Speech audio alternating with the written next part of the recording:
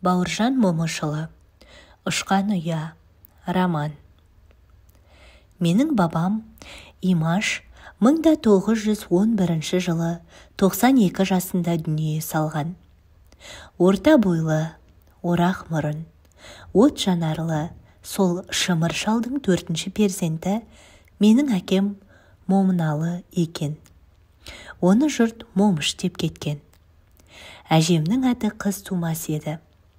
Қартайғанда сары кемпір атанған. Жарықтық, аса ажарлы ақ дидарлы кісі екен. Ондай ару ол кезде ел арасында некен саяқ. Ол біткеннің бәрі қазанның түп күйесіндей әкесіне тартып қара болды.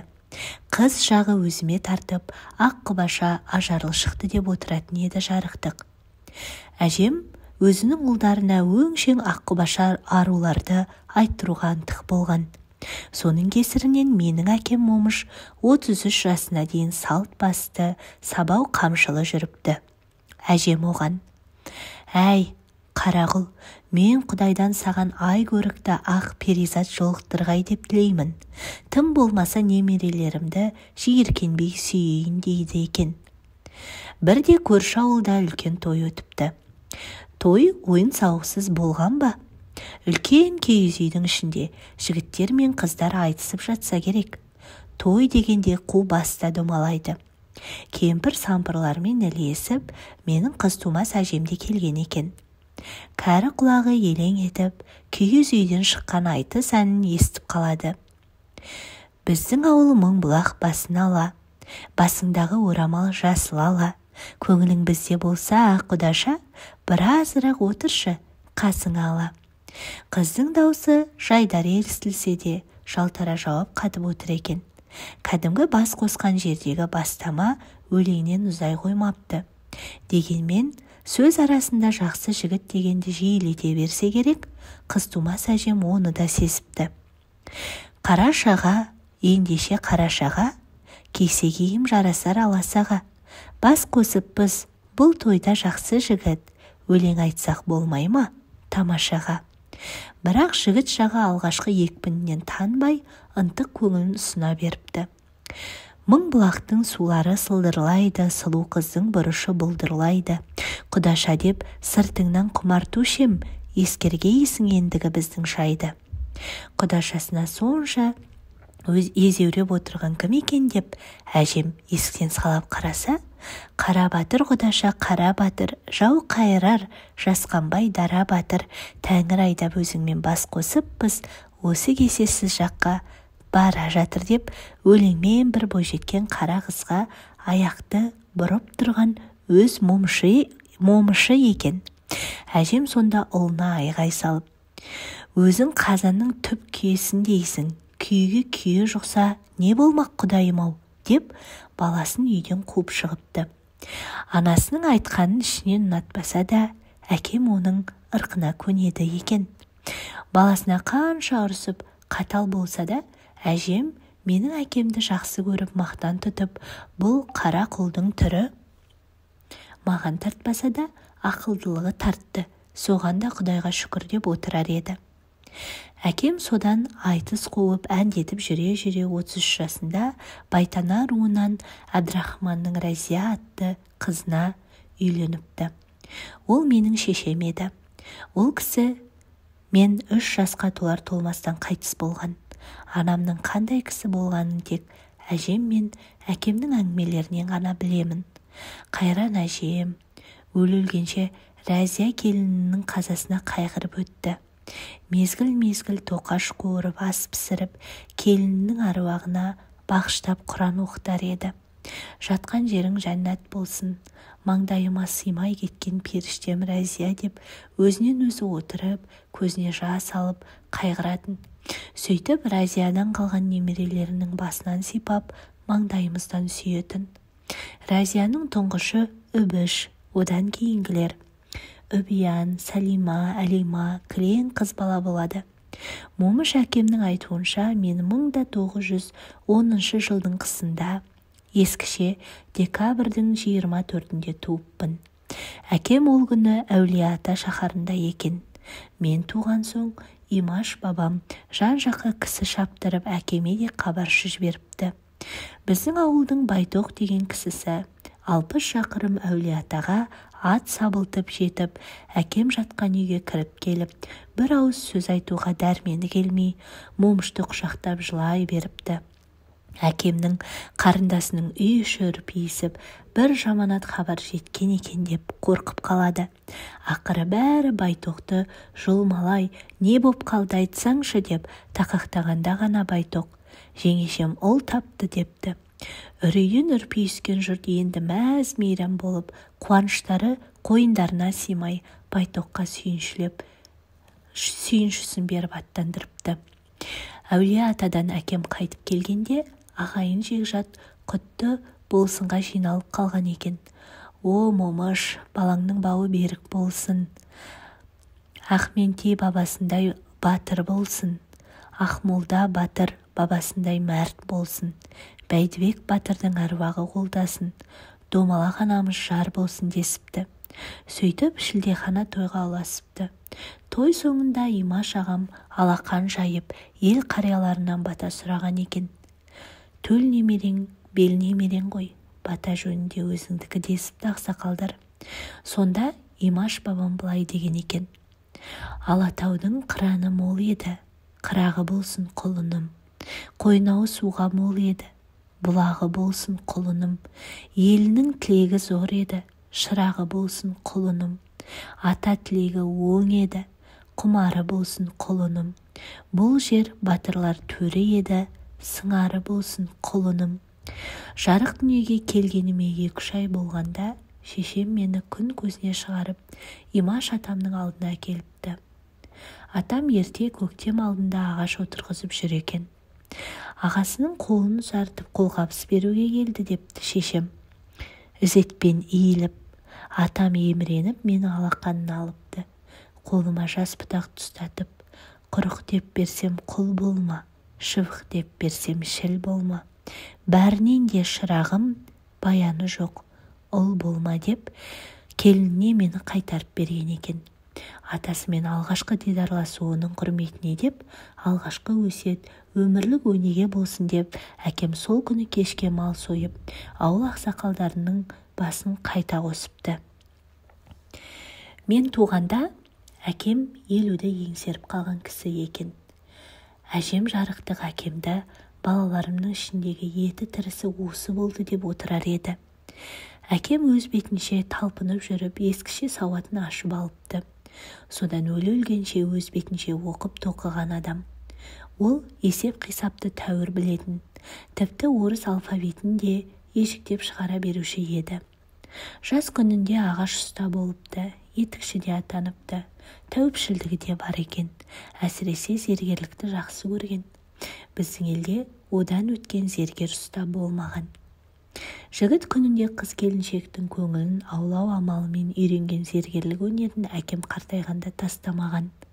Мұнда ол соққан сақина білезікті салып жүрген көзі түрі кемпірлер бар. Ал ол кемпірлер бір кезде уылжыған жас еді ғой. Әкем өз жанынан өлең шығарып, жиын тойда айтысқа да түсіп жүріпті. Ескі ақын жыраулардың термелерін, қиссаларын жақсы көріп тыңдайтын.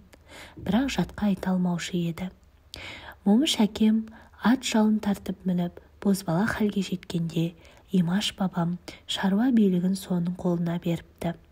Ауылдағы келін-кепшікті бір шыбықпен айдайтын адуынды қыз тумас әжемнің өзі де момыштан сұраңдар, момыш біледі деп отырады екен. Ағайын туған арасындағы алыс-беріс, көші-қон мәселесі, ас-той, дау-дамай, бәрі момыштың араласуынсыз шешілмеген. Әлде қалай ол жол жүріп кетсе, сапардан қайтып келгенше тірлікті соған қаратып, жолын күтіп отыратын болған. Имаш бабамның көзінің тірісінің өзінде біздің шағын ауылда момыш ауылы дейді екен. Шаруамыз шап-шағын еді. Біздің үйдің іші қартайған Имаш бабамнан бастап, есін енді біліп келе жатқан баласына дейін жеген нанын табан ақы, маңдай термен тапқан.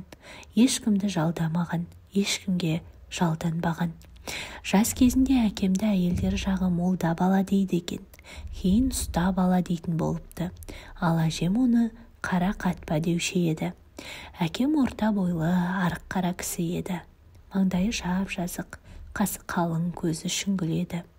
Сол арықтығына қарамай керемет күшті болатын. Әжем оны тарамыс деп те атайтын. Сол күштілігіне бола атаса керек. Мен бірде әжеме, неге тарамыс дейсіз деппін, әкемді кемсіткен екен деп. Не десе де шешемнің еркі деп күлді әкем. Қарай көр, мына жаманды, әкесіне болысып жатыр ей деп әжем өтірік ашуланған болды. Әлі есімде, бір рет әкемнің Момынқұл дейтін інісі әжеме, қойшы апа деп дауыс көтеріп қалып еді. Әжем тарс кете жаздап, сен тұрмақ момыш, маған осы күнге дейін бетіме тік қарап сөйлеген емес. Сен қайдан шықтың иттің күшігі? Жоғал көзіме көрінбе деп үйден қуып шықты. Не боп қалды деп әкем кіріп келді. Әжем оны аймалап арқасынан қағып, ана өнің көргенсіздеу боп бара жатыр, жөнге сал туысқаныңды деді. Мақұл апа, сазайын тарттырайын, бірақ ұрмай-ақ қояйын, мақұл ма апа деді. Мейлің деп күрсінді әжем. Момынқұл көкем сол түні қой қорада түнеп шықты. Таңертең әкем оны жақсылап сөгіп салып, басқа бір ауылға бір аптаға аттандырып жіберді. Сол екі ортада әжем енді Момынқұлын сағынып, әй әлгі тентек неме қашан келеді деп қайта-қайта сұрай бергені ғой, жарықтық.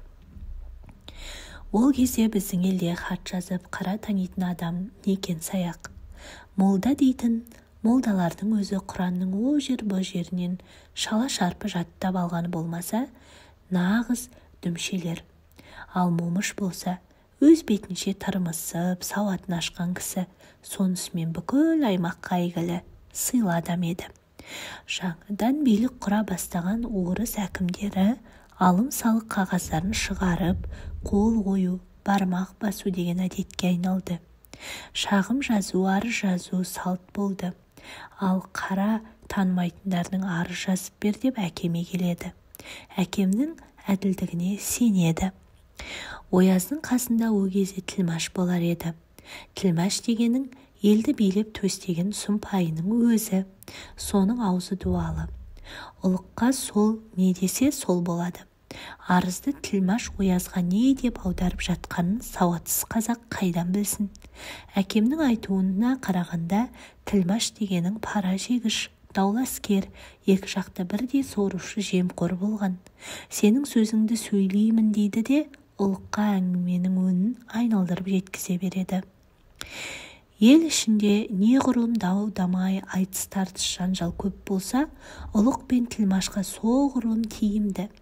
Екі жақты бір-біріне айдап салып, шабындырып, сабылдырып, шығындатып, арандатып, алдап, ұрып, ала беру сол кездегі чиновниктердің, атқамінерлердің тәсілі болған. Ол кезде әрбір 3 жылда Ояз болыстары мен билердің төтенше съезін шақырар еді. Оның қарсаңында сайлау науқаны сапырылысып, екі ұдай тартыс, жік-жік айтыс, пара беру, жала жабу, бірін-бірі тірсектеп қағып, орға жығу, айла тәсіл, қулық, сұмдық, болыстыққа талас, өрттей қаулай берер еді. Сайлау тәртібі бойынша тас салуға 50 түтіннен бір кісі өкілдік алады. Ал іс жүзінде бір рудың атынан бір мықты ғана сайлаушы. Бір ру елдің еркін сыртынан сатып, сол елдің азаматтарының атынан сөйлеп, соныс үшін пара алып жүретін пысықтар аз емес. Шынтуайттап келгенде, дауыс беріп тас салу дегенде жай сөз. Чиновник оған қарамайды. Болыстыққа таласқандардың қай жағы дүниені көп берсе, сол жағына қарай қағазды икемдеп жібереді. Сайлау қағаздарын қалай жасаймын десе де өз қолында. Соны білген атқамінерлер Ояздың чиновнигінің аузын алуға жанын салып бағады. Ояз шықты, сияз бардың кері келеді. Күштінің алдында байқұстар бас изейді, шыбындап. Бақталастар бірін-бірі балағаттап, қаралап бағады. Домалақ арыз ағылады. Ай келіп, арызды оқып жатқан ұлық болмаса да қайран кезі қазекең арыз жазып қалуды парыз санайды. Ол болмаса басы ауырмайтындай көрінеді, бойына ас батпайтындай көрінеді. Ұйқысы шала, күлкі жоқ, есі дерті айбақтатып арыз жазсам дейді баяғы. Бір жолы өңшең атқамінер пысықтар сайлау алдында жиналып алып, қатты сассын. Жандары алқымға келіп, қиналып, тығырыққа тіреліпті. Ойбай, қағаз тоқтап қалды дейді ғой бір-біріне қатты сасып. Асу бермес асқар белдің алдында амалы құрығандай боп тұрған кездері екен. Ішінде әкемнің нағашысы Байтана Текебай би де бар екен. Ол кісі қайта сайланудың сары уайымымен ахлеп-ұхлеп берекесі кете беріпті. Оязға дер кезінде мына қағаз бармайтын болды деп қатты қайғырғаны сонша, соны көріп менің әкем Момыш: «Не боп қалды, неге қиналдыңыз?» деп сұрайды. «Жартыны ешкім жаза алмай қойды ғой, Құдай-ау», депті би. «Жарты дегені 2-ден 1 екен. Мен жаза аламын», депті менің 24 жасар әкем. «Сен жаман неме, не жазып жарытамын дейсің? 2 күннің жүзі болды. Ол қиын жазуды мына оқыған молдалардың өзі түсіре алмай отыр», деп Текебай сене қоймайды. «Мен жазып берсем қайтесіз?» депті әкем. Әкемді салы суға кетіп отырған молдалардың ішіне алып барады. Сонда Момыш 2-ден 1 деп жазып, жарты дегеннің осы екенін түсіндіріп беріпті. Қанша күн басы қатып қамалып отырғандар өңі кіріп, қайта тіріліп, қуанып, құнжындасып әкеме тәнті болып қалса керек. Текебайдың бақталасы Талас Алатауының бөктерін жайлаған Жанабайдан шыққан Байзақ Датқаның баласы Қабылбек деген кісі екен. Байзақ Датқа заманында Қоқан ханына қарсы шығып, содан қапыда қолға түсіп, Құдияр ханның жарлығымен зеңбіректің аузына байланып атылып кеткен. Енді міне сол Байзақтың 50 жастағы ұлы Қабылбек Текебаймен тіресіп қалған кезі екен. Қабылбек жағы Текебайды ұры деп, әділдігі жоқ парақор деп, ұлыққа жамандап жаза берсе керек. Сонда Текебайдың 30 жастағы үлкен ұлы Серкебай Қабылбек жағының әлгіндей жаласына шыдай алмай, жанына 10 жігіт ертіп, Қабылбектің ауылына тасырлатып жетіп барған дейді. Қабылбектің қарсы алдында отырып алып, қамшысын жерге шиіріп тастап, бір бәлеге бастап, қалмы жұрттың арасында Байзақ Датқаның баласын ой балағаттайды келіп. Айтпағанда айтады, елде зәре қалмайды, қан төгілмесе не қылсын деп қалтылдаған халық. Ақ Орданың сыртындағы әйелдер жағы әруақ Құдайға сыйынып, сыбырласып қана сөйлеседі. Ал Серкебай ақиланып алса керек, ар-намысқа тиетін ауыр сөздер айтып, айғайлап отыр. Қабылбек сонда қыбыр етпепті, ләм деп тіс жармапты, қабағын да қақпапты. Жанабай жағы улап-шулап, намыс боуып, кек қысып, орындарынан тұра-тұра ұмтыла бастаса, Қабылбек оларға тек қолымен белгі беріп, басып тастап отырады. Бірақ тіс жармайды. Аталас ағайын туғаны бұған шыдамай, қаны қайнайды. Қабылбек тырс етпейді. Оның бұл қылығына ыза болған сотқар Серкебай одан бетер одырандап, айтпағанда айтса керек. Ақырында атына қарғып мініп, 10 жігіті жанында ауылына салып, ұрып қайтып келіпті. Серкебай кеткен соң Жаңабай жағы жабылып, Қабылбекке наразылық айтып жатса керек. «Ойбай-ау, неге бізді бөгедіңіз? Ақ Орданы басындырып қойғанымыз қалай? Әруақтың сай-сүйегін сырқыратып, қайтып тірі жүреміз, ойбай. Байзақ Датқаның басынан ешкім асып көрмеген. Біз не боп барамыз? Әлгі әупілдеген төбеттің қуып барып қара қап құстырмасақ, жер басып тірі жүргеніміз құрысын. Аяғынан салбыратып, ағашқа іліп қоймасақ атымыз өшсін. Аттанайық, аттан Байзақ!» дес бермей, ереулеп, өкпелері өрекпіп, өршеленіп алған ағайындарын Қабылбек бірақ сөзбен қайырып салып, «Тоқтат!» деп ақырып қалған.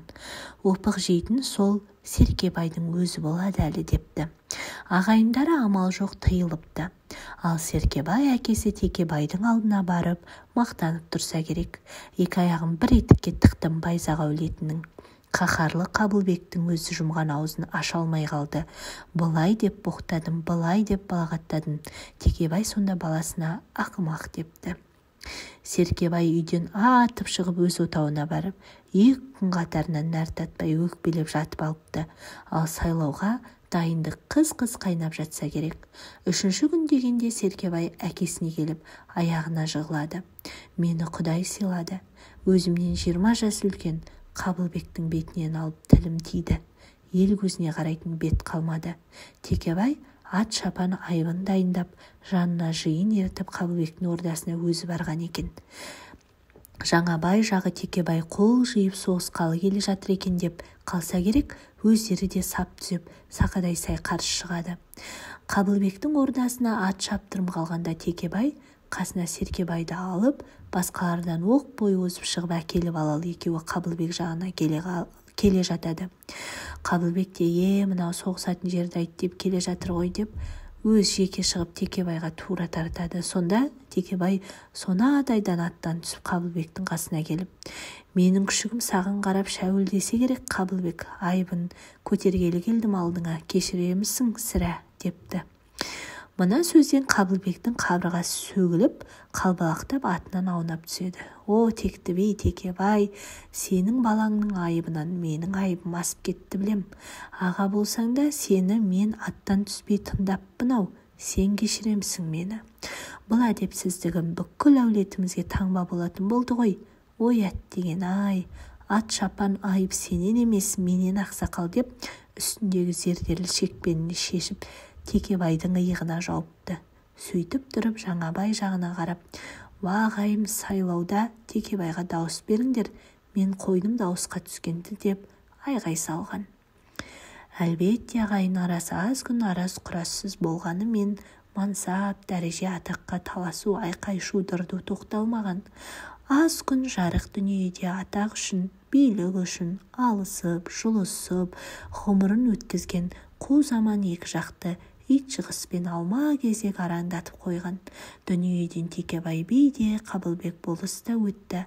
Ал олардың аттандаула аламан тасыр өміріндегі бір парасатты сәт әлгі сол екеуі де аттан түсіп бір-бірінен кешірім сұраған кез екен. Текебай бидің тоқтап қалған қағазын жүргізіп жібергеннен кейін момыш әкеме талай рет болыстың песірі бол деп қолқа салса керек, бірақ әкем көнбепті. Ұлыққа песір болған соң бас бостандық жоқ, басыбайлы болыстан кіріптар болып қалам дейді екен. Жалғыз атты кедей болса да кісіден кіріптар болғанды қорлық санап, аз күн жарық дүниеде азаттық аңсап, қатықсыз қара су ішсе де бай манапқа алақанын жаймаған. Әкемді 28 жасында ауылдың старшыны сайлапты. Оны 7 жыл старшын болып тұрып, 18-ші жыл дегенде бұл дәрежесін өз ықтиярымен құрдасы Ереш деген кісіге берген екен. Әкем жарықтық өмірінің ақырына дейін ел арасында тура момыш атанып кетті. Қанша жыл аз ауылдың кішігірім әкімі болса да, бүйірі томпайып мал біткен емес. Бар байлығы жалғыз аттан артпапты. Әйтсе де кедейдің қолы жомарт. Әкемнің қызғаншақтық, бақталастық дейтін қу мінез жоқ, қолы ашық кісі болған. Бары болса кісі шақырып той домалақ өткізуге құмар боп тұрар еді. Дүние мал жиюды жек көретін. Bir жолымен ес белгі етек жиған кезім.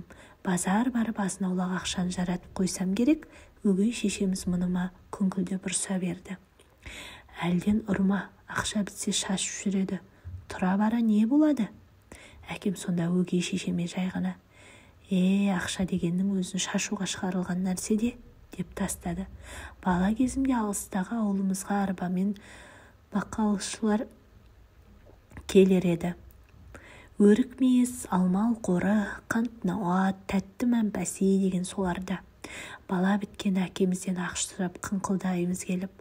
Бақалшы да сумақ көзімізді қыздырып қызыл алмасын көрсетіп, бірлі жарымын топ баланың ортасына лақтырып жібереді.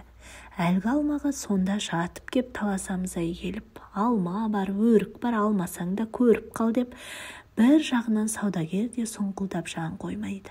Алма бізге таңсық, қайран қазақ, сөйтсек алма дегенің біздің Мыңбұлақтың бойына өскенде де мәуелеп қалады екен.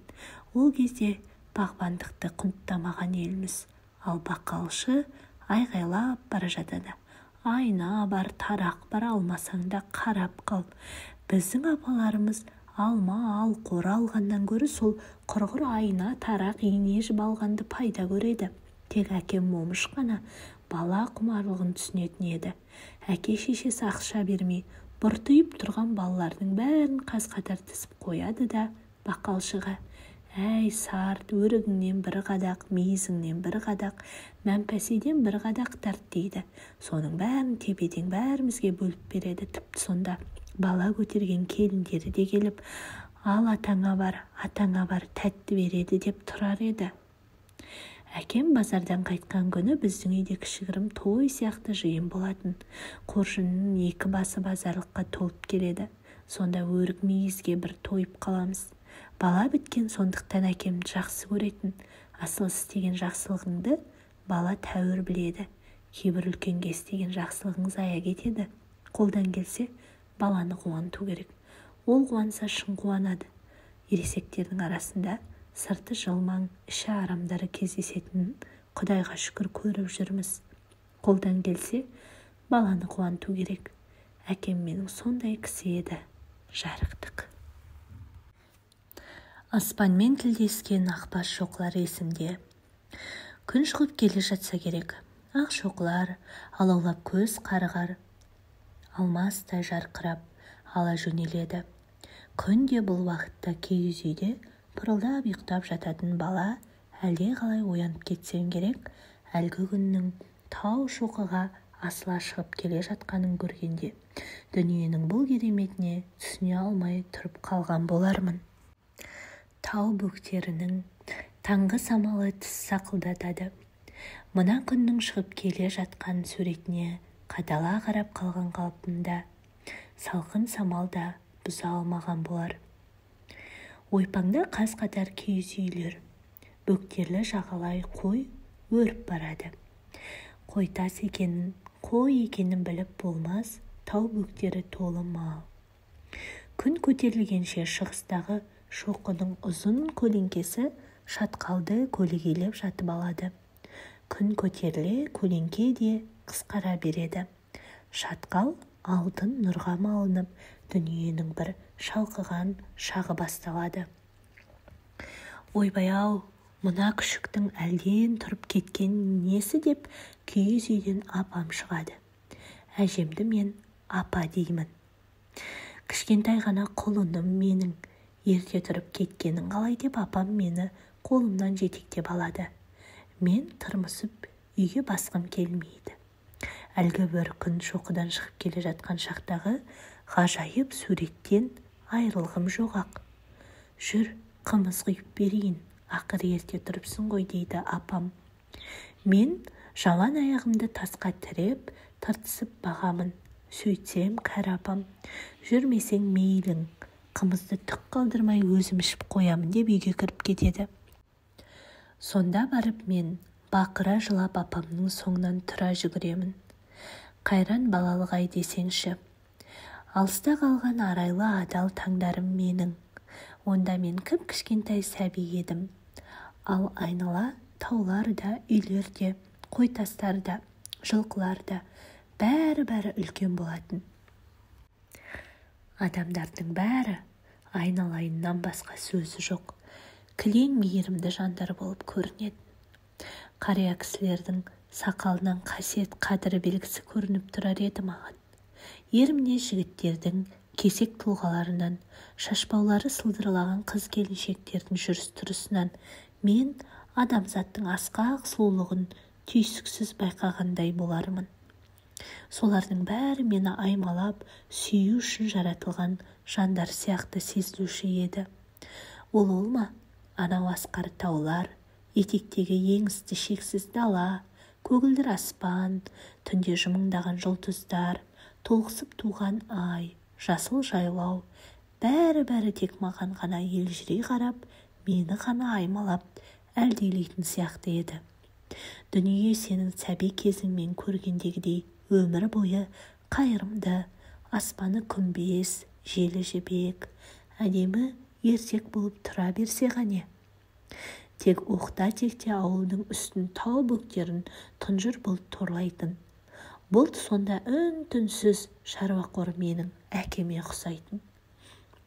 Ал күн күресе апамның ересек балаларына ақырып секірген есіме түсіп жым боламын. Жаңбыр жауса жас баланың көз жасындай, кімді айытынымды білмеймін. Әлдегімге жаным ашып жаңбыр жауса жылағым келер. Биелер шырқырап, құлындар құтырып, ауылда айнала шауып еріксіз елеңдетеді. Ала құйын ай далаға сен де жүгіре жөнелгің келеді. Енді бірде аспанға аң-таң боп қарап қаласың. Буда-буда бұлттар жалы желбіреп шауып бара жатқан асау айғырлар сияқты. Кейде шөгіп жатқан түйелер сияқты. Кішкентай қолдарыңды созып, сол керемет дүниеге ұшып барып, әлгі қанатты тұлпардың жалынан сипағың келеді. Баланың бақытты шағы сол кереметке сенгенінде шығар. Кейін есейе келе әлгі бұлттың су екенін, күннің қызуымен бу болып шатынын білу қандай қатал. Ертексіз өскен бала рухани мүгедек адам. Біздің қазіргі балаларымызға әжелері не шешелері ертек айта бермейді. Содан қорқам. Менің қазіргі келіндерім немерелеріме бесік жырын айта білмейді. Бесікте жатқанда құлағына анасының әлде әні сіңбеген баланың көкірегі кейін керең боп қалмаса деп қорқамын. Ал менің кәрі апам қыз тумас, маған ертекті көп айтатын, әлде әнді көп айтатын. Арада неше заман өтті.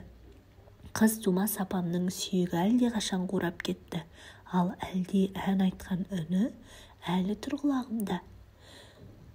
Бөстекке отырып алып, басымды бауырына қысып, кәрі алақанымен арқамнан том-том қағып қойып, балам менің қайда екен? Қыздар менен тауда екен, тауда нағып жүр екен, алма теріп жүр екен, алмасынан қанеки жаңа теріп жүр екен. Қызыл алма қолында, қыз бозбала соңында деуші еді. Кейде қиястықпен қыңқылдап мазасын ала берсем, алдына алып отырып, жылама бөпем жылама, жілік шағып берейін, жілігінің майы жоқ, жіпке тағып берейін, көк сиырдың сүтінен көже жасап берейін, оның тұзын кім татар, жыламайтын ұл татар деп мәпелейтін еді. Сол кезде әдемі әнге елтіп жатып, балбырап ұйықтап кетер едім. Қайран сол балалық қайта келермісің сен? Кей кезде сол бір алаңсыз балалығыңды аңсап, еріксіз сағынасың. Әлде қайдан асыр салып, жол шаңын бұрқыратып, тұлымын жалбыратып, екі бетін албыратып, дүниеді даңғыратып, сол балалығым шыға келетіндей айналаңа жалтақтай беретін кездерің жиі болады. Алайда балалық қайдан келсін? Ойыңа сол шақтардың өрнектері ғана, үзік бөлшектері ғана, сапырылысқан ретсіз саздары ғана оралады. Сен соны тұшынасың да тамсанасың. Тамсанасың да еріксіз жымиясың. Осы сәтте бір шеттен балалық дәуірдің бір елесі де жымиып тұрғандай сезіледі. Біздің кейде өткенде еске алсақ, тұтас тұлға іздеп, бүгін бір жүйелі оқиға іздеп, кесек-кесек кереметтер іздеп, ерекше мән беріп қарайтынымыз бар. Дәл осы өлшем балғын кезге келе бермейді. Өйткені бала жүрегі, бала көңілі, бала ойы, алғашқы көргенін, алғашқы сезгенін, алғашқы тұшынғанын қаз қалпында, тұнық күйінде болмысына ұйытып алады да, сол қалпында сақтай біледі. Бала қиялы ол көргендерінен көлемді ой түйіп жатпайды, қайта үзік-үзік үміттің өзінен рахат сезімге бөлене береді. Дәл қазір менің көз алдыма да сонау сәби кездегі қызық пен қуаныштың елестері түйдек жаңғырып, жанымды жай таптырмай отыр. көзге ыстық көне суреттерді қайта-қайта қарағандай. Соның бір-екеуін келтіре кетейін. Міне, Үрбиян әпкем үлкен үйден шықты да қазан басына бет алды. Мен оны көре сала, борсаңдап, сүріне қабына еркелей жүгірем. Әпкем аяғымды жерге тигізбей қағып алып аспанға көтереді. Мен сықылықтай берем. Әпкем биікке мені бой создырып мәз болады. Сонан соң ол кенет ет бауыры елжіреп, мені қамзолының омырауын ашып, қойнына жасырып алады да жүгіре жөнеледі. Бауыр құшағы қандай ыстық еді шіркін.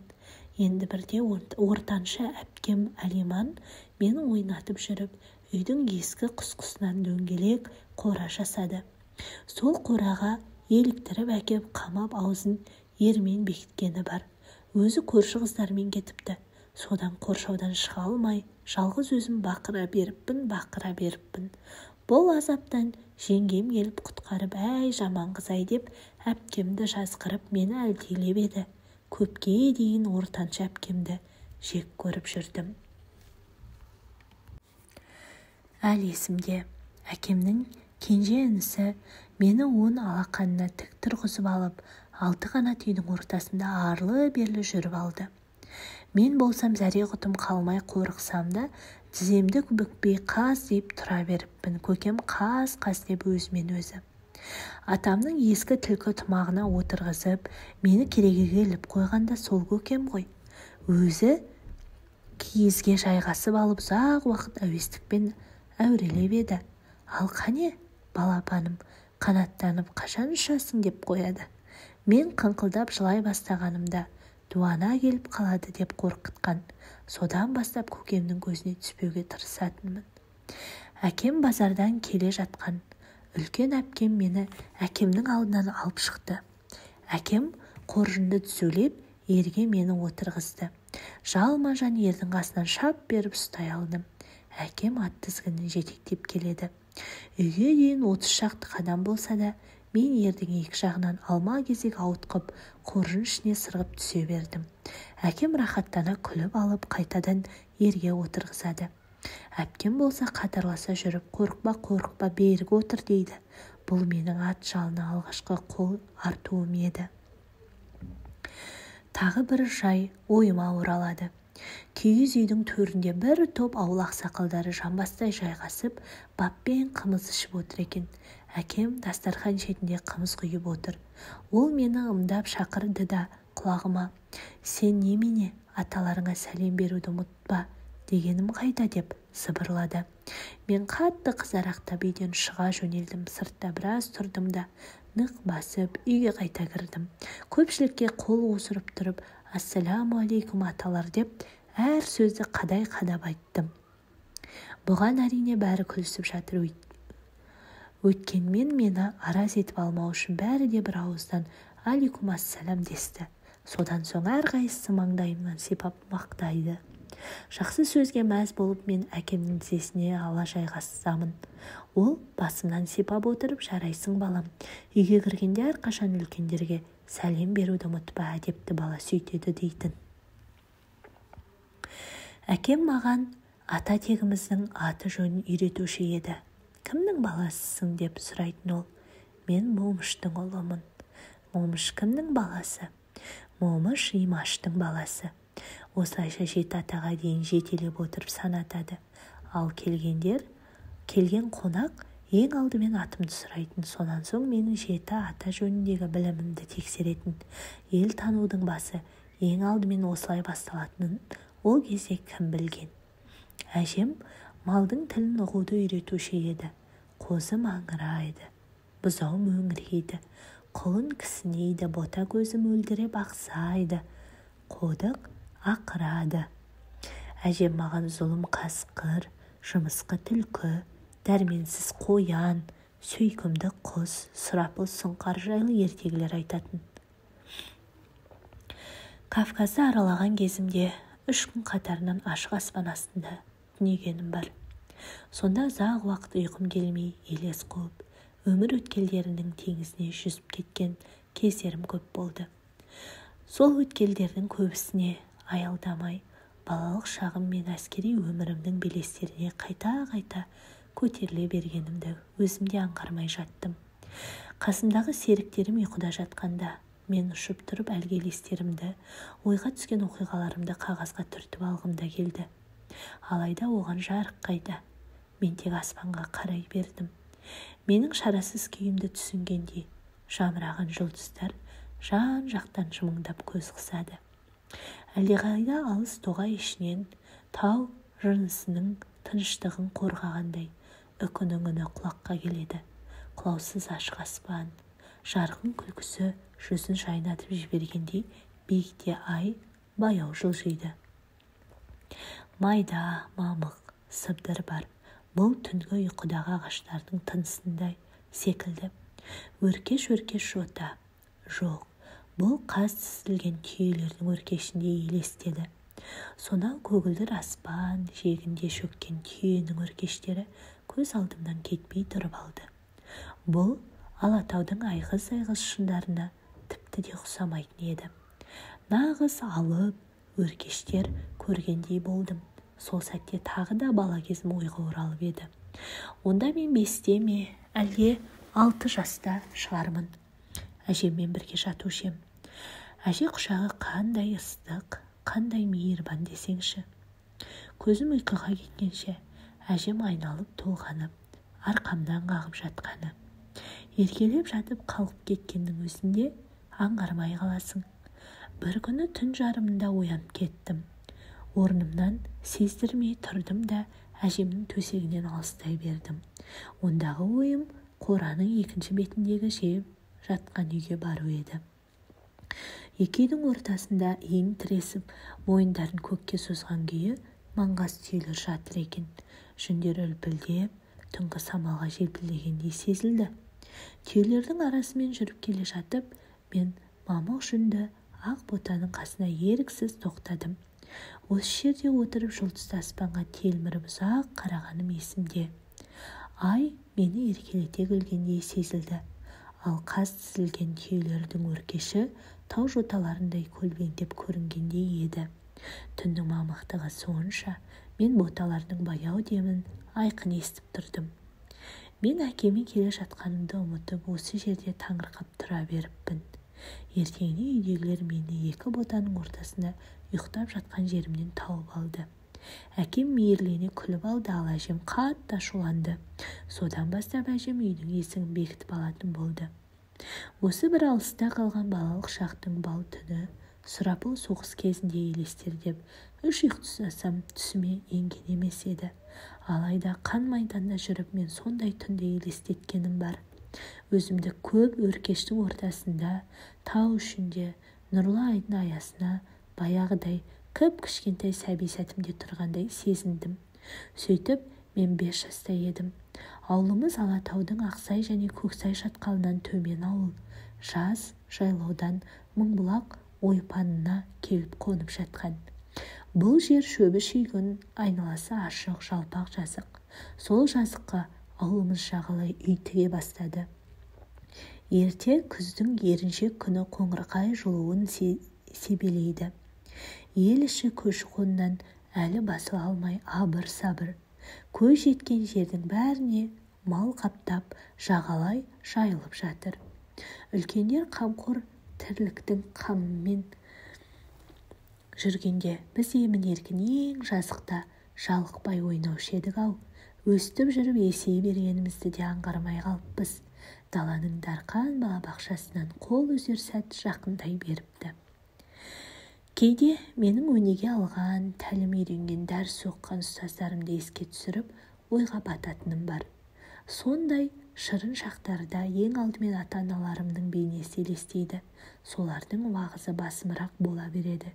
Өйткені есейе келе көрген көп ұстаздарым талай тағылымға бой ұрғызғанымен, солардың бірде-бірін ақ өзімнің әжемдей, әке-шешем мен ауылдың қадірлі ақсақалдарындай өсиет айдынына жүздіре алған жоқ. Молынан құлаш сермете алған жоқ десем, ардақты ұстаздарымның көңіліне келмес. Бұл сезім өзіме қанымның тартқанынан немесе жақыныма сезімімнің бөлектігінен әлде ата-анаға деген парызымның молдығынан ғана туып отырған жоқ. Өмір шындығының өзі ақиқатқа бас ұрар даусыз. Дүние тарихы, жаратылыс шежіресі, жан-жануар болмысы жайлы алғашқы әңгімені әжемнен естігенімді, адамзат қауымының қалыптасуы туралы тұңғыш мағлұматты әжемнен алғанымды қалай ғана ұмытарымын. Әлемнің пайда болуы, тірлік дамуы, адамзаттың шығуы, өмірі жайлы шынайы сезіммен азаматтық тұрғысындағы жан баурайтын аңыздарды айтқан, ненің жақсы, не жаман екенін, нені сүйіп, неден аулақ жүруді үйреткен, ар заңының, әдеттің жинағынан алғашқы тарауларды таныстырғанда ең алдымен ата-ана, ағайын туған еді. Әрине, ол кезде мен де өзге сәбилер сияқты әжем айтқан ертегі мен аңыздардың түпкі байыбына бара бермейтінмін. Әке әңгімесінің өсиетін ұға бермейтінмін және үлкендердің талай-талай өнегесін орындай бермейтінмін. Ол кезде мені қызықтыратыны ертегі аңыздардың ғажайып оқиғалары еді. Енді міне есейіп, ер ағасы болғанымда ойласам, мен сол әңгімелерден адамзат өресінің өрісін тани берген екем ғой. Менің ұстаздарым әріптен бастап буынға дейін, сонан соң ақ қағазға қаламмен өрнек жазуға дейін үйретті. Келе-келе жүйелі оқып, есепті жүйрік шығаруға қол жетті. Ал өмірдің өзі ше? Осынша ғұмырымның ішінде түрлі-түрлі күрделі жағдайда толқымалы 90 сырлы кезеңде кездесіп, дидарласқан, тағдырлас болған, табақтас болған адамдар ше? Мамыражай сәттермен мазасыз майданға көшіріп, көбік шашқан өмір дариясының бір толқынынан екінші толқынына аямай лақтырған уақыт ше? Осының бәрі де менің тірлігімдегі тірек болған, жүрек болған, қол ұшын берген, қорған көрсеткен ұстаздарым деп білем. Осындай уақыт талқысы ғана, өмір өткелдері ғана, тірлік тізбегі ғана менің әжемнен үйренген жақсы жаман, мақұл, не мақұл деген сөздердің байыбын терең бойлата алды. Әжемнің осылай болған екен деген сөздері мені бірде ғасырлардың шыңырауына сапар шектірсе, бірде құс қанатындай демеп, ілгері ұмтылдырды, биікке самғатты. Міне, енді өзім де әке болып ұл өсіріп, қыз өсіріп отырғанда, немере сүйіп мейірленген сәттерде, олар да маған аңғалда, адал, бірақ құштарлыққа толы шынайы сұрақтар береді.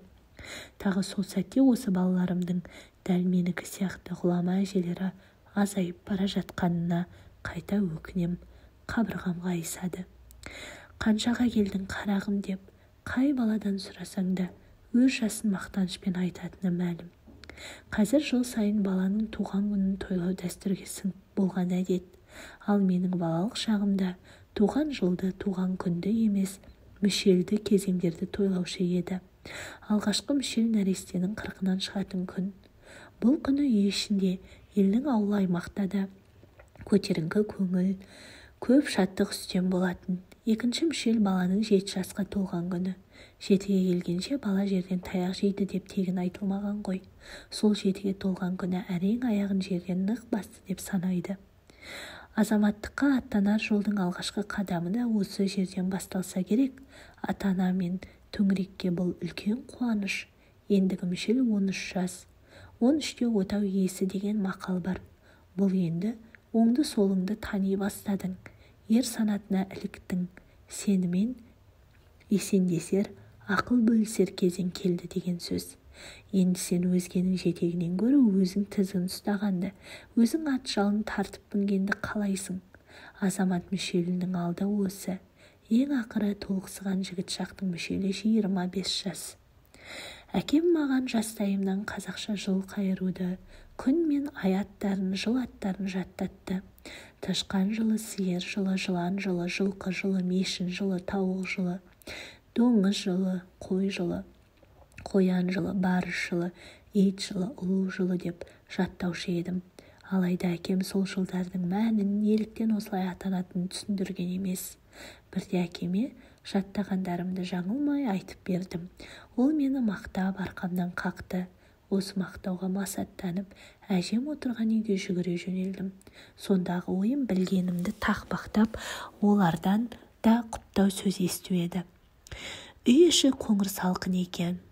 Әжем қос сабаумен тулақты кезек-кезек тарсылдатып жүн сабап отыр. Сабау дыбысына құлақ тоссаң, әлдебір әуен сазын ойнағандай сезіледі. Екі әпкем мен жиен қызымыз, біреуі жүн тасып, екіншісі тулаққа төсеп, үшіншісі ұршық үйіріп көмектесіп жүр. Мен дүниені көшіріп жіберердей ентелей келіп әжемнің иығынан сілкілей беріппін. Романның жалғасының сілтемесі видеоның астында беріледі. Тыңдағандарыңызға көп рахмет.